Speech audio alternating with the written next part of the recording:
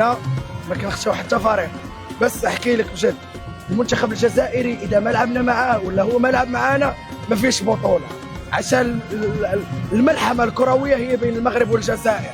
فهمت عليا؟ وبيني وبينك بقول الجزائر، لان بتكون مباراه ساخنه ومباراه حلوه، لان تعرف الحساسيه ما بين المغرب والجزائر. احنا خاوه بس الكره ما فيها خاوه، لازم الواحد يربح. عارف كيف؟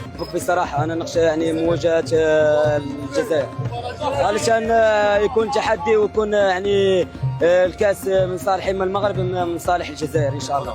الجزائر ان شاء الله، الجزائر نهضروا فيهم بجد الله تعالى، هما ديما يحبوننا ونحن نحبهم، حتى حنا نبغيهم، ولكن بغينا نلعبوا ضدهم ان شاء الله.